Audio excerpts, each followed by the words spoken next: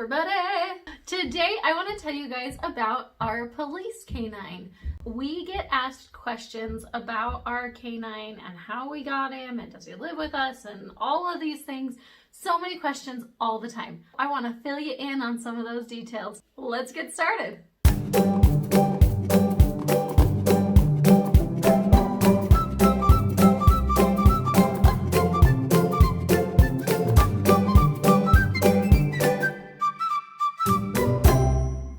So before I tell you about our current canine, I want to tell you about a couple other canines that we had to get to him. Some handlers get their first dog and the relationship is golden and everything is great and they can take off running. Other handlers, it takes them a minute to find the right fit. The partnership, the connection that the dog and the handler have is vital. It's absolutely crucial. When Chris first became a canine handler, he was given a bloodhound. His name is T-Bone. He is a fantastic dog. He is a single purpose dog and all he does is tracking. I was really excited to not have a bite dog because I was super nervous about having a bite dog with our kids at home. And T-Bone and I connected immediately. I would come home from something and T-Bone would run up to me and jump on me and he and I were great. He was great with the kids. There were no issues there. He didn't really like Chris so much. For whatever reason, they just didn't connect. For a while there, T-Bone would see Chris in uniform and knew he had to go to work and would run and hide. He's a huge dog and Chris would have to pick him up and shove him in the dog kennel in the back of his truck because he didn't want to go to work. That was a huge red flag. Chris maybe needed a different partner. So after about 4 months of having him, the sergeant said, let's go ahead and retire him from our department. He's still a police dog, works for another department. In fact, his new handler lives just around the corner from us, so we still get to see him from time to time, which is great. So the department decided they needed a dual purpose dog. This dog was meant to track and to find drugs. We got this dog. He's a lab mix and he was such a great dog. He was so friendly. He was so fun to have around. He was great with the kids, but he wasn't a super good police officer. His drives were not high enough to be a police canine, and he just didn't really want to do the work. It wasn't that he was sad to go to work, but when he got there, he didn't really want to work. We only had him for about 3 or 4 weeks and realized that he was not a good fit either. So we gave him back to the kennel, and then we got this itty bitty little tiny thing from Slovakia. His breed is a Yagged Terrier. He is a fireball. He is so excited to work. His drives are through the roof, exactly where they need to be. He loved to go to work. He's a fantastic police dog. He is a dual purpose as well. So he does the drug detection and he also does the people tracking, and he's fantastic at both of them. We had him for a few months. I want to say like 5 or 6 months that we had him, and he was doing so well. He and Chris had a great connection. Everything was good. Chris's sergeant saw how well he was doing with his dog and decided that he really wanted a small dog too. He'd been running a big dog for like 17 years or something. He wanted a smaller dog. So his sergeant had decided he was going to get a small dog. Now Chris had a decision to make. He could either swap dogs with the sergeant so that now Chris has a big patrol dog and he has a small dog, or they would sell that patrol dog the sergeant had to another agency and the sergeant would just buy another small dog.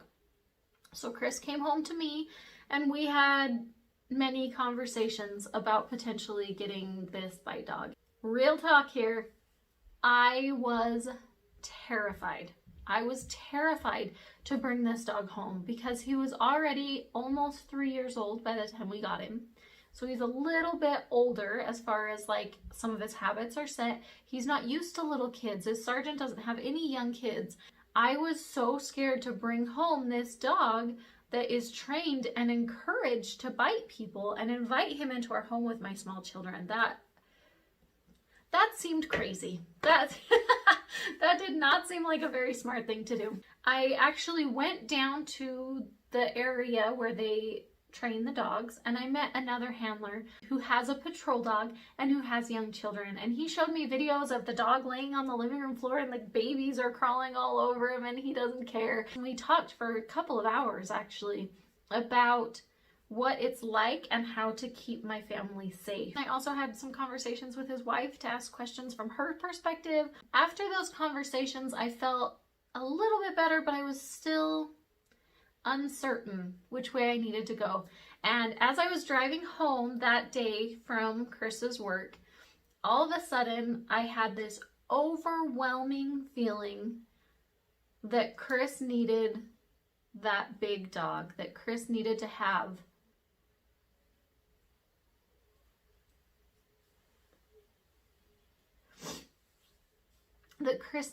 that dog in order to come home to me every day. But that dog is going to save his life. And I have to have my husband. He has to come home. So anything that we can do that makes that more likely for him to come home is something that we need. Chris also told me, and I didn't know these stories before, but he told me a lot of experiences that he's had at work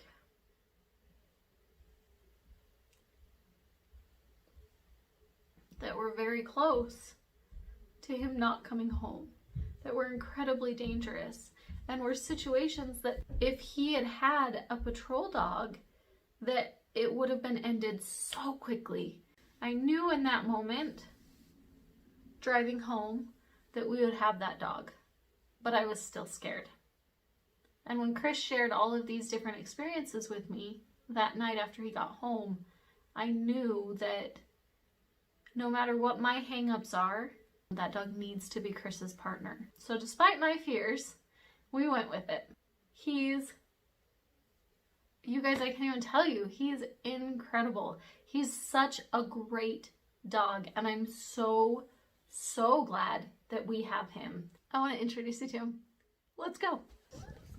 Okay, are you ready to see this dog? Gooser! Hi, buddy. Hi, puppy. Do you want to come out and play for a minute? Come on, let's let you out. Come on, Goosey. Hi, buddy. Hi. Hi, puppy. Hi. Good boy. Goose. Hi. You want your ball? You want your ball? Yeah. Should we find it? Let's go find it. Good boy. Good puppy. So Goose is a Dutch Shepherd. He is 3 years old, and he is a patrol dog, which means he can do tracking, he can do drug detection, and he does bite work. When we first got him, hi, good boy. When we first got him, I was freaking terrified. He was very, very standoffish, wasn't very sure what to do with us, which is understandable. We were complete strangers. So we had to be very, very cautious. There are a lot of things with having a dog such as him that you have to be really, really careful about, such as when the kids are in the backyard with him, they don't run, because running in his mind says, chase, go get him. We do not wrestle at all, especially with Chris while the dog is out. If he perceives any kind of danger for Chris, he will immediately go into action to protect him. The other day I was opening one of those pop cans of biscuits in the kitchen, and the dog happened to be inside with us, and it popped and it sounded like a gunshot, and immediately the dog went into action to figure out what it was, where it came from, and protect Chris. And he kept looking at me like, why did that sound come from you? You're a safe person. Why?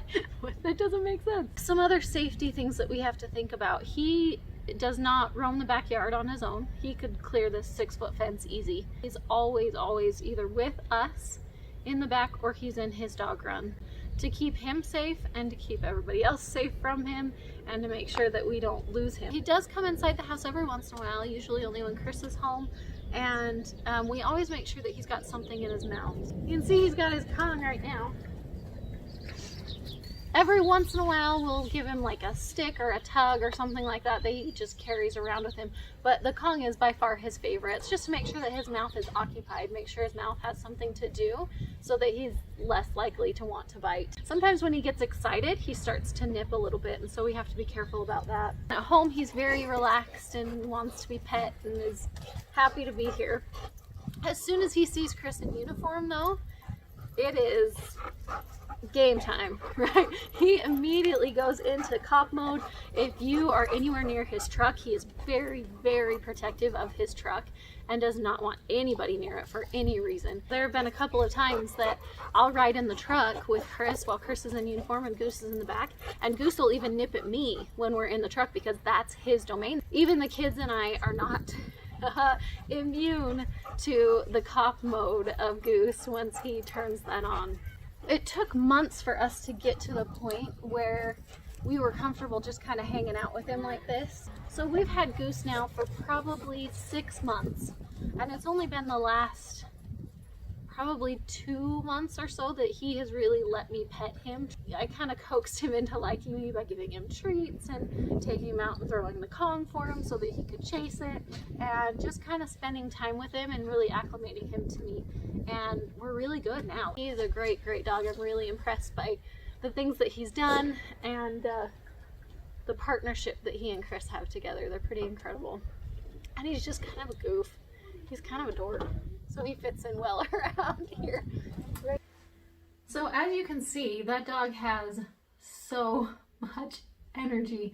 He literally just runs in circles in his kennel or in the back of the truck or in the backyard. Like as you're playing with him, you could see that he would run circles around me, and when he's ready to chase it again, he'll drop the Kong at my feet, and that's my indication that he's ready for me to throw it. But if he needs a rest, he needs to breathe for a minute, he doesn't like, you know, stop and rest. He just runs circles around me until he's ready to go again. Such a funny dog. He also, every time he takes a drink, he's not like a normal dog where they lap it up with their tongue. He sticks his whole face in the water and like takes bites of the water, like mouthfuls. It's so funny. He's so weird. And then he like bobs for his ball or his Kong or whatever is though, because I'm showing you the goofy, fun family home side of this dog. And it looks like he's just a normal dog, but he truly is a machine. Ready? Okay.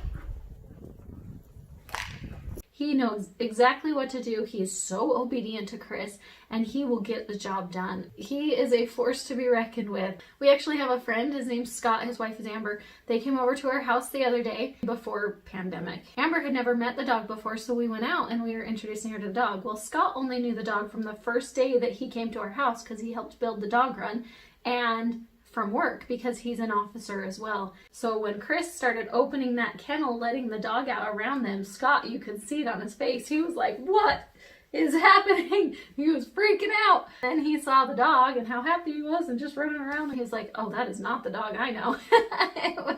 It was so funny. He really does have that switch though, that he can just flip it and be a police officer and then flip it right back and be our family dog. And it's pretty impressive. If you guys have any questions about what it's like to live with a police dog, let me know. I hope that I covered most of it. If there's anything that I missed and you have questions or whatever, please just throw those in the comments below. I'm happy to answer whatever questions you guys may have. As always, please make sure to like and subscribe. We are working toward 500 subscribers so that we can go meet otters in real life. I want to go meet otters, you guys. And of course, I'll take you guys along with me and we'll video the whole thing. It's gonna be amazing. Thank you guys so much for watching my video about having a canine police dog at our house. Have a fantastic day, everybody. That Otter Momma signing out.